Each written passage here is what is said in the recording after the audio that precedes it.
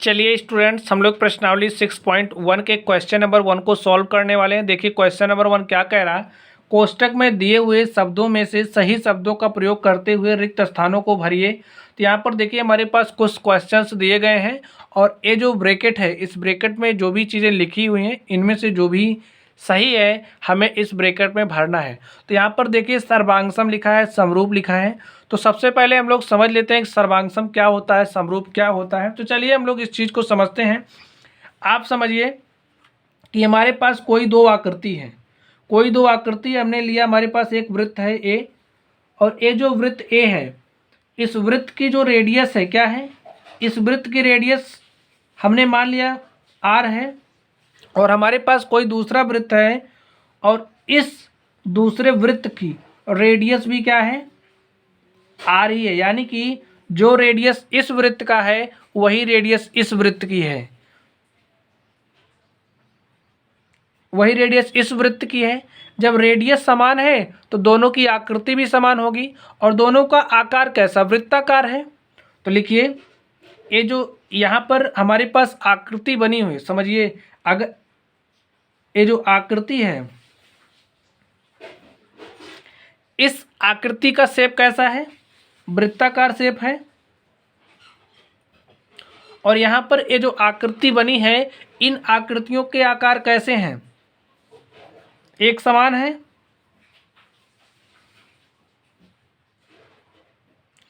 तो जब हमारे पास किन्हीं दो आकृतियों के आकार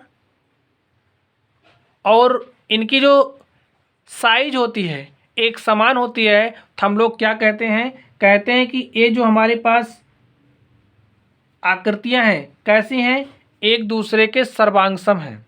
तो सर्वांगसम क्या होता है ये आप लोग समझ गए होंगे। चलिए इसको हम लोग नेक्स्ट एग्जाम्पल से समझते हैं। आप समझिए हमारे पास कोई एक दूसरी आकृति बनी हुई है और सर्वांगसम की हमारी डेफिनेशन क्या होती है, इनकी जो भी साइज है और इनका जो भी शेप है क्या होना चाहिए, दोनों समान होना चाहिए। यानी कि ये वाली आकृति एकदम हूबहू दूसरी वाली आकृति के जैसी होगी, तब हम लोग क्या कहेंगे कि ये जो दोनों आकृतियां हैं कैसी हैं, सर्वांगसम हैं। तो चलिए देखते हैं। ये हमारे पास एक वर्ग बना हुआ है, ये हमारे पास एक वर्ग है और इसको हमने नाम दिया क्या है, वर्ग ए है। और यहाँ पर हमारे पास दूसरा वर्ग है और इसको हमने नाम दिया क्या है, वी है। अब जो वर्ग होता है, इस वर्ग की भुजा को हमने कितना मान लिया, हमने माना ये जो वर्ग है इसकी भुजा 2 सेंटीमीटर है। और वर्ग की सभी भुजाएं कैसी होती हैं, बराबर होती हैं। ये हमारे पास वर्ग ए हो गया। इसी तरीके से अब अगर ये जो वर्ग वी है, इस वर्ग की भुजा भी कितनी सेंटीमीटर हो, 2 सेंटीमीटर हो, तो हम लोग क्या कहेंगे, वर्ग ए सर्वांगसम है किसके, वर्ग वी के। और इसको हम लोग कैसे डिनोट करेंगे, इसको हम लोग कुछ इस तरीके से शो करेंगे। तो हम क्या कहेंगे, वर्ग ए सर्वांगसम है वर्ग बी के।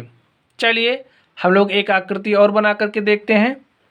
समझिए हमारे पास यहाँ पे एक त्रिभुज बना हुआ है, हमने कुछ इस तरीके से एक त्रिभुज बना लिया, हमने कुछ इस तरीके से एक त्रिभुज बनाया। और ये जो त्रिभुज है कैसा है, ये समबाहु त्रिभुज है। समबाहु त्रिभुज की खास बात ये होती है कि इसकी जो तीनों भुजा होती है, इसकी तीनों भुजाओं की लंबाइयाँ एक समान होती हैं। तो हमने एक दूसरा त्रिभुज बनाया इस तरीके से, और ये भी कैसा है, एक समबाहु त्रिभुज है। अब अगर इस त्रिभुज की जो भुजा है वो x सेंटीमीटर है, तो इसकी सारी भुजाएं कितनी सेंटीमीटर की हो जाएंगी, x सेंटीमीटर की हो जाएंगी, क्योंकि ये क्या है, एक समबाहु त्रिभुज है। अब यहाँ पर हमने लिया कि ये जो हमारा दूसरा त्रिभुज है, चलिए हम इसको नाम दे देते हैं, ये हमारा त्रिभुज ए है और ये हमारा क्या है, आकृति भी है। अब अगर हमने माना कि ये हमारा जो आकृति है, इस आकृति की जो साइड है 1 सेंटीमीटर है, तो समबाहु होने के कारण इसकी भी पूरी साइड्स कितनी कितनी सेंटीमीटर की हो जाएंगी, x सेंटीमीटर की हो जाएंगी। तो अब अगर हम लोग इन दोनों आकृतियों की बात करें तो ए वाली हमारी आकृति है, जो हमारी आकृति ए है एकदम हूबहू आकृति बी के है। कैसी है? हमारी आकृति ए एकदम हूबहू आकृति बी के है। तो इस केस में इन दोनों के बीच में क्या रिलेशन होगा? हम कहेंगे कि जो हमारा त्रिभुज ए है, यानी कि जो हमारी आकृति ए है आकृति बी के कैसे है? सर्वांगसम है। तो यहाँ से आप लोग समझ गए होंगे सर्वांगसम क्या है। चलिए अब हम लोग सर्वांगसम की डेफिनेशन समझते हैं। सर्वांगसम क्या होता है आप लोग समझ गए होंगे। चलिए हम लोग इसके डेफिनेशन को लिख लेते हैं। अगर हमारे पास कोई दो आकृतियां हों, यदि हमारे पास कोई दो आकृतियां हों जिनके आकार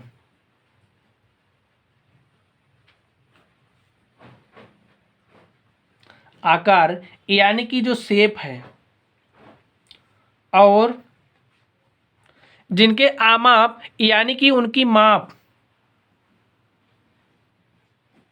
यानी कि इनकी जो साइज है वो एक समान हो,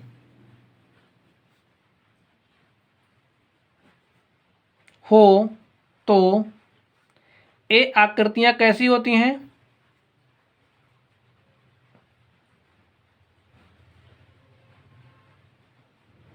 सर्वांगसम होती हैं। यहाँ पर आप लोग देखिए आकार की बात करें तो यहाँ पे हमारी जो आकृति है इसका आकार क्या है? वृत्त का आकार है। दूसरी आकृति हमारी कैसी है? वृत्त के आकार की है। और हमारी पहली आकृति हूबहू एकदम दूसरी आकृति के है। तो हम कह सकते हैं कि हमारी आकृति ए और आकृति बी के जो साइज है, जो शेप है, बराबर हैं। साइज और शेप बराबर होने के कारण ए आकृति ए और ए हमारी दूसरी आकृति बी एक दूसरे के क्या है? सर्वांगसम है। तो इसी तरीके से इस वर्ग को देखिए, इसमें हमारे पास इसकी आकृति कैसी है? ये जो हमारे पास आकृति है इसका आकार कैसा है? इसका शेप कैसा है? वर्ग का आकार है और इन दोनों की साइज भी समान है, यानी कि पहली वाली आकृति दूसरी वाली आकृति के एकदम हूबहू दूसरी वाली के ही जैसी है। तो हम लोग कहेंगे कि आकृति ए जो हमारी ए है, ए हमारी बी के कैसे है? सर्वांगसम है। आकृति ए आकृति बी के सर्वांगसम है। तो इसी तरीके से यहाँ पे आकृति ए आकृति बी के क्या है? सर्वांगसम है। सर्वांगसम क्यों? क्योंकि सर्वांगसम कब होते हैं? जब हमारी साइज और शेप दोनों एक समान होते हैं। चलिए स्टूडेंट्स आप लोग यहाँ पे देखिए, तो आप लोग इस सीट में देखिए कुछ ज़रूरी बातें लिखी गई हैं, आप लोग इनको समझ लीजिए। जैसे यहाँ पे लिखा है समान त्रिज्या वाले सभी वृत्त सर्वांगसम होते हैं। क्या है? समान त्रिज्या वाले सभी वृत्त सर्वांगसम होते हैं। अगर हमारे पास कई सारे वृत्त दिए गए हैं और सभी वृत्तों की त्रिज्याएं एक समान हैं, तो भाई अगर त्रिज्या एक समान होगी, आप लोग समझिए वृत्त दिया है, वृत्त की त्रिज्या एक समान है, जितने भी वृत्त हैं सबकी त्रिज्या एक समान है, तो आकार भी तो एक समान हो जाएगा। जब त्रिज्या एक समान है, आकार एक समान हो जाएगा और साइज एक समान हो जाएगा, तो इन्हें हम क्या कहेंगे कि एक वृत्त दूसरे वाले के क्या है? सर्वांगसम है। तो इसी तरीके से अगर वृत्त की त्रिज्या समान है तो सभी वृत्त क्या होंगे? सर्वांगसम होंगे। नेक्स्ट देखिए, समान लंबाई की भुजा वाले सभी वर्ग सर्वांगसम होते हैं। अगर वर्ग दिए गए हैं और सभी वर्गों की भुजाएं एक समान हैं तो ये वर्ग कैसे होंगे? सर्वांगसम होंगे। नेक्स्ट देखिए, समान लंबाई की भुजा वाले सभी समबाहु त्रिभुज सर्वांगसम होते हैं। अगर हमारे पास कोई भी समबाहु त्रिभुज दिया गया है और उस समबाहु त्रिभुज के जितने भी समबाहु त्रिभुज दिए गए हैं अगर सबकी भुजाएं एक समान हैं तो हम लोग क्या कहेंगे कि जो त्रिभुज हमें दिए गए कैसे हैं? सर्वांगसम है। तो इस बात को आप लोग समझ लीजिए। चलिए अब हम लोग समरूप की बात करते हैं। चलिए स्टूडेंट्स हम लोग समरूप की बात करते हैं। यहाँ पे देखिए डेफिनेशन लिखी गई है, दो समरूप आकृतियों के आकार यानी कि शेप समान होते हैं परंतु इनके आमाप समान होने आवश्यक नहीं है। अभी हमने सर्वांगसम के बारे में सीखा। सर्वांगसम में हमने देखा कि भाई जो आकृति है, आकृति का जो आकार है और जो आकृति का आकार तो समान होगा और आमाप भी क्या होती थी, समान होती थी, यानी कि जो भी साइज थी, साइज भी समान होती थी। लेकिन समरूप में ऐसा नहीं है। समरूप में ज़रूरी बात क्या है कि जो भी हमारी आकृति है, आकृति का आकार कैसा होगा, आकृति का आकार समान होगा। यानी कि हमें जो भी आकृति दी गई है, अगर पहली आकृति वृत्त की है तो दूसरी भी आकृति वृत्त की होगी। पहली आकृति वर्ग है तो दूसरी आकृति भी वर्ग होगी। अगर तीसरी आकृति त्रिभुज है, पहली आकृति त्रिभुज है तो दूसरी भी क्या होगी, त्रिभुज होगी।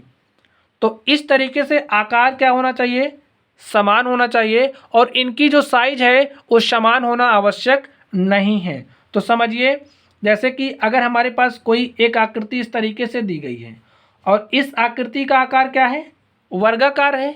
इस आकृति की आकृति कैसी है, वर्गाकार है, और हमने कहा कि आकार समान होना चाहिए। चलिए, हमने एक वर्ग बना लिया, ए बी वर्ग है और ए बी वर्ग है। अब इसकी जो साइज है वो समान होना आवश्यक नहीं है। आकृति का अगर आकार समान है किंतु साइज समान नहीं है, तब ये कैसे होंगे, ए सिमिलर होंगे। क्या होंगे, सिमिलर होंगे।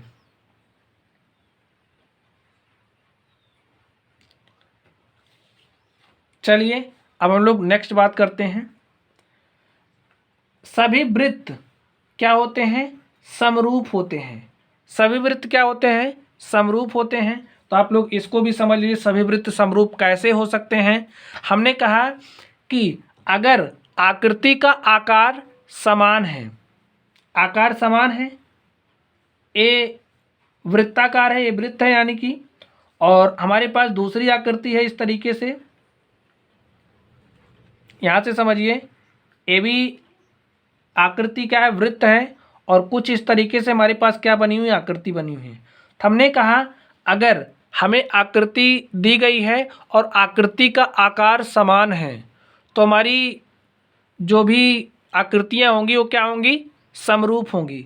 तो यहाँ पर देखिए, ए बी क्या है, वृत्त है, यानी कि यहाँ पे हमें जो आकृति दी गई है और यहाँ पे जो आकृति दी गई है, दोनों का आकार क्या है, वृत्त है। तो इस केस में हम कह सकते हैं कि हमारी जो पहली वाली आकृति है दूसरी वाली आकृति के कैसे है, समरूप है। चलिए अब देखिए, यहाँ पे ए हमारी आकृति क्या है, इस आकृति का आकार क्या है, वृत्त है, और यहाँ पे ये जो आकृति आपको दिख रही है इसका आकार क्या है, इसका भी आकार एक वृत्त है। तो दोनों का आकार समान है, और यहाँ पे डेफिनेशन में हमने कहा कि आमाप चाहे समान हो और या ना हो, परंतु इनके आमाप समान होने आवश्यक नहीं है। तो आमाप इसका समान नहीं है तो ये क्या है, आकार समान होने के कारण समरूप हैं। तो इसी तरीके से क्या है, एक दूसरे के समरूप हैं। अब समझिए, अगर आकार बराबर हो जा रहा है, आकार समान हो जा रहा है और साइज भी समान हो जा रही है, तो एक दूसरे क्या होंगे, एक दूसरे के क्या होंगे, सर्वांगसम हो जाएंगे ना। और यहीं पे देखिए, एक बात समझ लीजिए, इस तरीके से इसका आकार क्या है, वृत्त है, और इसका आकार क्या है, ए बी वृत्त है, और दोनों का आकार समान होने के कारण ये क्या है, समरूप है। साइज समरूप में बराबर हो भी सकती है, नहीं भी हो सकती, लेकिन आवश्यक नहीं है कि बराबर ही हो। तो इस तरीके से आप लोग समझिए, यहाँ पे नोट में हमारे पास क्या है, देखिए, सभी सर्वांगसम आकृतियाँ समरूप होती हैं। यानी कि जितनी भी आप लोग सर्वांगसम आकृतियाँ देखेंगे, सभी सर्वांगसम आकृतियाँ समरूप होती हैं, परंतु सभी समरूप आकृतियों का सर्वांगसम होना आवश्यक नहीं है। तो यहाँ से अभी हमने यही सीखा। चलिए यहाँ पर आप लोग कुछ समझ लीजिए, सभी वृत्त कैसे होते हैं, समरूप होते हैं। सभी वर्ग कैसे होते हैं? समरूप होते हैं। और सभी समबाहु त्रिभुज समरूप होते हैं। तो समरूप में आकार समान होता है, किंतु आकृति की जो साइज है वो समान होना आवश्यक नहीं है। तो इस तरीके से हम कह सकते हैं कि सभी वृत्त समरूप होते हैं। अब समरूप के अंदर हमारा सर्वांगसम भी आ सकता है। तो कोई वृत्त या तो समरूप होगा या तो सर्वांगसम होगा। समरूप के अंदर सर्वांगसम आ ही जा रहा है, तो हम लोग कह सकते हैं कि सभी वृत्त क्या होते हैं? समरूप होते हैं। इसी तरीके से सभी वर्ग समरूप होते हैं, सभी समबाहु त्रिभुज समरूप होते हैं। चलिए हम लोग समरूपता की स्टैंडर्ड डेफिनेशन क्या है इसको समझ लेते हैं। भुजाओं की इसका जो ज़रूरत है, जब हम लोग त्रिभुज की बात करेंगे, त्रिभुज की समरूपता की बात करेंगे, हमें इसकी ज़रूरत उसमें पड़ने वाली है। तो समझिए, भुजाओं की संख्या समान वाले दो बहुभुज समरूप होते हैं। बहुभुज का मतलब क्या होता है? ऐसी आकृतियाँ जिसमें दो से अधिक भुजाएं हों, तीन या तीन से अधिक भुजाएं हों, तो ऐसी आकृतियों को हम लोग क्या कहते हैं? बहुभुज कहते हैं। तीन भुजा हो या इससे अधिक हो, तीन या इससे अधिक भुजाओं वाली जो आकृतियां होती हैं,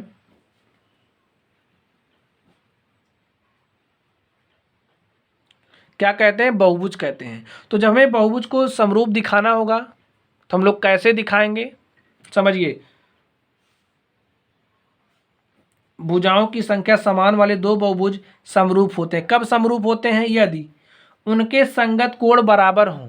संगत कोण बराबर हों। चलिए इसको समझते हैं। आप समझिए, हमारे पास कोई भी ट्राइंगल है, ठीक है, कोई भी वृत्त है, सॉरी, हमारे पास कोई भी त्रिभुज है और हमारे पास इस तरीके से दो त्रिभुज है, ठीक है, इस तरीके से दो त्रिभुज हैं और इस त्रिभुज को हमने नाम दिया ए बी सी और ए हमारा है क्या? D E F. कह रहा कि ए हमारे जो बहुभुज हैं, बहुभुज तो है ही, ए हमारे जो बहुभुज हैं ये सर्वांगसम कब होंगे? जब इनके जो भी संगत कोण हैं वो बराबर हों। यानी कि अगर हमारा मान ले रहे हैं हम कि ए हमारा जो त्रिभुज ए बी सी है, इसका जो ए है कोण ए कितना है? 60 डिग्री है। कोण बी हमने मान लिया कितना डिग्री है? चलिए हमारा 70 डिग्री है। और ए हमारा कोण सी कितना हो जाएगा? 50 डिग्री। 70, 60, 130, 50, 180। यहाँ से समझिए, अब यहाँ पे हमें कुछ इस तरीके से दिया गया है, ठीक है, हमें कुछ इस तरीके से दिया गया है, इसके एंगल कुछ इस तरीके से हैं। तो करेस्पॉन्डिंग एंगल यानी कि हम लोग संगत कोण की बात कर रहे हैं। हमने कहा कि दो बहुभुज अगर हमें दिए गए हैं और अगर इनके जो संगत कोण हैं वो आपस में एक दूसरे के बराबर हैं, संगत कोण बराबर हैं, तो त्रिभुज कैसा होगा? सर्वांगसम होगा। चलिए हम देखते हैं कि इस वाले त्रिभुज में देखिए कोण ए हमारा 60 डिग्री है, तो इस वाले त्रिभुज में क्या आपको कहीं 60 डिग्री दिख रहा है? हाँ, ए में दिख रहा है। यानी कि जो हमारा कोण ए है वो किसके करेस्पॉन्डिंग है? कोण ई के। यानी कि कोण ए का संगत कोण क्या है? 60 डिग्री, कोण ई है। और कोण बी का संगत कोण क्या है? एफ है। और कोण सी का संगत कोण क्या है? डी है। संगत कोण का मतलब इस वाले त्रिभुज में जो कोण है, अगर इस वाले त्रिभुज के कोण के बराबर है, यानी कि ये जो कोण सी है कोण डी के बराबर है, तो कोण सी का संगत कोण क्या है? कोण डी है और इसका वैल्यू कितना है? 50 डिग्री है। तो ये त्रिभुज देखिए कौन कौन सा। अब हमें इसको लेने से पहले देखना पड़ेगा कि ये त्रिभुज इसके समरूप कैसे हैं। तो ए बी सी हम लिखते हैं, त्रिभुज ए बी सी समरूप है किसके? अब 60 डिग्री वाला कहाँ पे है? यहाँ पे है। और 70 डिग्री वाला 70 डिग्री वाला यहाँ पे है और 50 डिग्री वाला यहाँ पे है। हम कहेंगे हमारा जो त्रिभुज ए बी सी है वो समरूप किसके है? ई एफ और डी के। त्रिभुज ई एफ डी के। तो इस तरीके से हम लोग लिखते हैं, इस बात का भी आपको ध्यान रखना होगा। चलिए नेक्स्ट क्या कह रहा है, इनकी संगत भुजाएं एक ही अनुपात में हों। दूसरा में हमारा कह रहा है कि अगर इनकी संगत भुजाएं एक ही अनुपात में हैं तो भी जो बहुभुज हैं क्या होंगे, समरूप होंगे। तो चलिए इसको भी समझ लेते हैं। समझिए, हमारे पास कोई इस तरीके से एक बहुभुज है, हमारे पास कुछ इस तरीके से एक बहुभुज है और हमने ले लिया है ये जो हमारा बहुभुज है, इसकी जो भी भुजाएं हैं ए बी बी सी सी ए हैं, और इसको हम लोग ले लेते हैं पी क्यू और आर। इसकी जो साइड्स हैं हम ले ले रहे हैं, इसकी साइड 4 8 और यहाँ पे 12 है, और ए क्या है, इसके जो साइड्स हैं 2 4 और 6 हैं। ठीक है, अब आप लोग इसकी प्रॉपर्टी पढ़िए। देखिए इसमें क्या कह रहा है, इनकी संगत भुजाएं एक ही अनुपात में हों। तो संगत भुजा देखिए कौन कौन सी है, हमने ले लिया, समझिए हम ए वाली भुजा ले रहे हैं ए बी हमने लिया, और ए बी के संगत हम इसको ले रहे हैं। ठीक है, इनका रेशियो चेक करेंगे, ए बी के संगत क्या है, पी क्यू है। संगत भुजाएं एक अनुपात में होनी चाहिए, और इस वाली भुजा को हम लेते हैं बी सी इसके करस्पॉन्डिंग है क्यू आर के, और नेक्स्ट हम ए सी लेते हैं, ए सी पी आर के करस्पॉन्डिंग। अब इसकी वैल्यूज रख दीजिए, जो साइड है ए बी कितना दिया है 4 है, पी क्यू कितना है, पी क्यू 2 है, बी सी कितना है 8 है, और क्यू आर कितना है 4 है, और ए सी कितना है, ए सी है 12, और पी आर कितना है 6 है। देखिए 2 1 के 2, 2 दूनी 4, 4 1 के 4, 4 दूनी 8, 6 1 के 6, 6 दूनी 12। इस तरीके से देखिए इनकी जो भी संगत भुजाएं हैं, संगत भुजाओं का अनुपात क्या आ चुका है, बराबर आ चुका है। संगत भुजाओं का अनुपात 2/1 2/1 2/1 यानी कि 2:1 के अनुपात में है। तो संगत भुजाओं का अनुपात क्या आ चुका है, समान है। तो जब संगत भुजाओं का जो अनुपात है समान है, तो हम कह सकते हैं कि जो त्रिभुज हमारा ए बी सी है वो किसके सिमिलर है, पी क्यू आर के। तो लिखिए त्रिभुज ए बी सी सिमिलर है, समरूप है किसके, अब इसकी करस्पॉन्डिंग ए है, तो हम त्रिभुज कैसे ले रहे हैं, ए बी सी, और यहाँ पे क्या लेंगे, P Q R, P Q R के। तो स्टूडेंट्स समरूप क्या होता है इसको आप लोग समझ गए होंगे। ये जो समरूप की प्रॉपर्टीज होती हैं, अगर एक त्रिभुज दूसरे त्रिभुज के समरूप हो रहा है तो इसमें हमें क्या मिलने वाला है, इन सारी चीज़ों के बारे में, समरूपता के बारे में हम लोग आने वाली क्लासेस में डिटेल में सीखेंगे। अभी आप लोग समझ लीजिए कि समरूप होता क्या है। चलिए अब हमने इस तरीके से समरूप सीख लिया। चलिए स्टूडेंट्स अब हम लोग प्रश्नावली पे चलते हैं और प्रश्नावली के क्वेश्चंस को सॉल्व करते हैं। तो यहाँ पर देखिए हमारे पास प्रश्नावली है। देखिए क्वेश्चन नंबर 1, क्वेश्चन नंबर 1 में क्या है, सभी वृत्त होते हैं, क्या होते हैं, सर्वांगसम होते हैं, समरूप होते हैं। तो आप लोग सोचिए हमारे पास बहुत सारे वृत्त दिए गए हैं। चलिए समझिए, हमारे पास बहुत सारे वृत्त दिए गए हैं, इस तरीके से हमारे पास बहुत सारे वृत्त हैं। ये आपस में एक दूसरे के कैसे होंगे, आप बताइए, एक दूसरे के कैसे होंगे, क्या इनका जो साइज है, क्या इनका आकार, क्या इनका जो साइज है वो एक समान है, क्या इनका शेप एक समान है। तो इनका जो शेप है, इनका जो आकार है, इनका आकार कैसा है बताइए, इनका आकार एक समान है, सभी क्या है, वृत्त हैं। लेकिन क्या इनकी साइज, इनका जो आमाप है वो समान है, तो आकार क्या है, वृत्ताकार है। ठीक है, साइज इनकी कैसी है, साइज कैसी है, यानी कि आमाप एक समान नहीं है, एक समान नहीं है ना। तो सारे वृत्तों को हम लोग क्या कह सकते हैं, समरूप कह सकते हैं ना, क्योंकि समरूप की डेफिनेशन क्या होती है आप लोग बताइए, कि इसमें जरूरी होता है कि आकार सबका एक समान हो, लेकिन साइज यह आवश्यक नहीं है कि एक ही समान हो। तो हम लोग क्या कह सकते हैं, सभी वृत्त कैसे होते हैं, समरूप होते हैं। इसी तरीके से सभी वर्ग क्या होते हैं, समरूप होते हैं, क्योंकि वर्ग हैं तो इनके आकार एक समान होंगे, लेकिन जो इनकी साइज है, इनका जो आमाप है वो अलग अलग हो सकता है।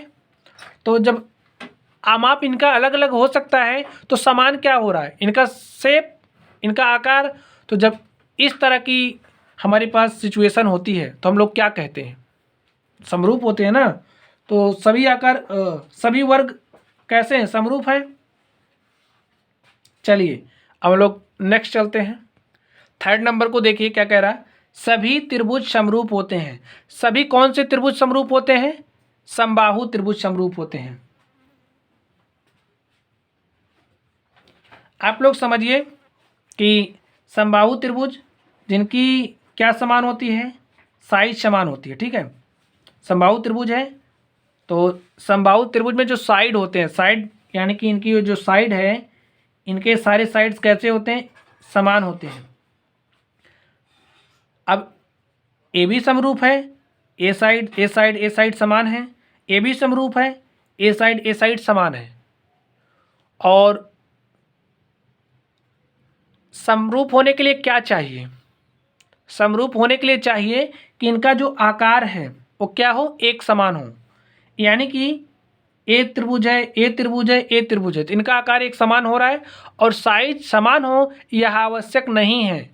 तो हम लोग क्या कह सकते हैं कि सभी समबाहु त्रिभुज समरूप होते हैं। चलिए हम लोग नेक्स्ट बात करते हैं। नेक्स्ट हमारे पास क्या है, भुजाओं की समान संख्या वाले दो बहुभुज।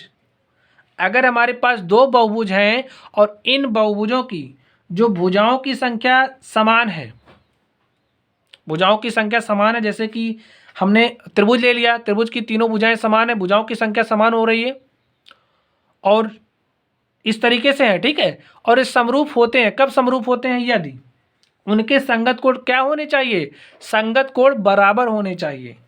अभी हमने इसके बारे में स्टडी किया, संगत कोण क्या होने चाहिए, बराबर होने चाहिए।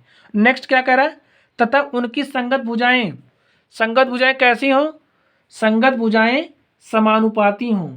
अगर इनकी संगत भुजाएं एक अनुपात में हैं तब क्या होंगे, तब त्रिभुज यानी कि जो हमारा बहुभुज होगा क्या होगा, समरूप होगा।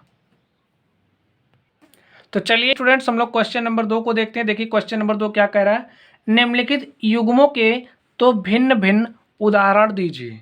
तो पहला क्या कह रहा है, समरूप आकृतियाँ, समरूप आकृतियों के हमें उदाहरण देना है।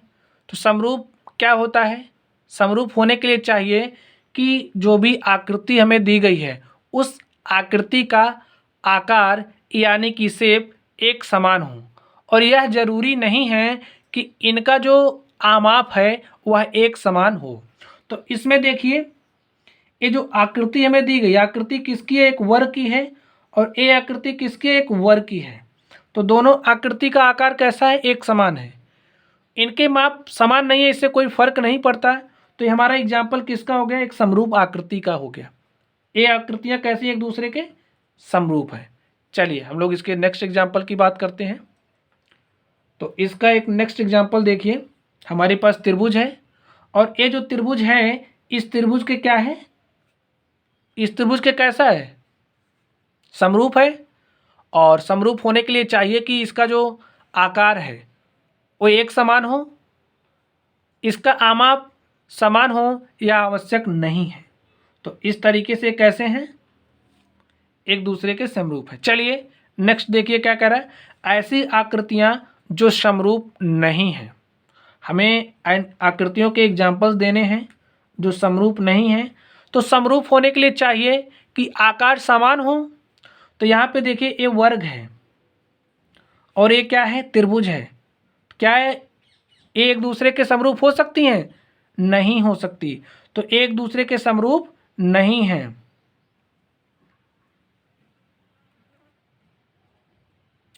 चलिए नेक्स्ट एग्जाम्पल, क्या एक वृत्त एक त्रिभुज के समरूप हो सकता है? नहीं, क्योंकि समरूप होने के लिए क्या चाहिए कि आकार एक समान हो, और यह आवश्यक नहीं कि इनकी जो आमाप है वो समान हो। तो इसमें देखिए आकार ही समान नहीं है, तो जब आकार समान नहीं है, ये वृत्त है, ये वृत्ताकार है और ये त्रिभुजाकार है, ये त्रिभुज है, तो इनका जो आकार है, आकार क्या है? अलग अलग है। तो इसलिए दी गई आकृतियां कैसी हैं? समरूप नहीं है। चलिए हम लोग नेक्स्ट क्वेश्चन की तरफ चलते हैं। देखिए स्टूडेंट, क्वेश्चन नंबर 3 क्या कह रहा है, बताइए कि निम्नलिखित चतुर्भुज समरूप है या नहीं। यहाँ पे देखिए हमें एक चतुर्भुज दिया है, एक दूसरा चतुर्भुज दिया है। हमसे कह रहा है कि ये जो दोनों चतुर्भुज हैं क्या एक समान हैं? तो देखिए समरूप हैं। तो समरूप होने के लिए क्या जरूरी है? समरूप होने के लिए चाहिए कि इनका जो आकार है, इनका जो आकार है क्या होना चाहिए? आकार एक समान होना चाहिए। तो क्या इनके आकार एक समान है? आप लोग सोचिए, सोच करके बताइए। देखिए एक हमारा क्या है? समचतुर्भुज है। क्या है? समचतुर्भुज है। और ये क्या है? एक वर्ग है। तो सबसे पहली बात, इसका क्या है? इसका आकार ही समान नहीं है। तो इसका आकार समान नहीं है, इसलिए क्या है? समरूप नहीं है। और अगर हम लोग इसको दूसरे तरीके से देखना चाहें तो हमारा दूसरा तरीका क्या हो सकता है कि हम लोग चेक करेंगे कि इनके जो भी संगत कोण हैं, क्या इनके संगत कोण आपस में बराबर हैं। तो देखिए ये जो आकृति हमें दी गई है, इस आकृति का संगत कोण 90 डिग्री है। यहाँ पे देखिए इसका 90 डिग्री है। और इसमें से देखिए क्या किसी भी कोण, कोई भी कोण 90 डिग्री है? नहीं है। देखिए कुछ दूसरा है, और यहाँ से देखिएगा तब भी 90 डिग्री नहीं है। तो ये आकृतियाँ एक दूसरे के समरूप नहीं है। तो लिखिए समरूप नहीं है। सीधा सा बात है कि इनका आकार ही समान नहीं है और आकार समान नहीं है, इसलिए क्या है? एक दूसरे के समरूप नहीं है। तो स्टूडेंट्स इस तरीके से हमने प्रश्नावली 6.1 के सारे क्वेश्चंस को सॉल्व किया। तो चलिए गाइस, आप लोग पढ़ते रहिए। अगर कोई डाउट हो आप लोगों को तो आप लोग कमेंट बॉक्स में कमेंट करना। Thank you.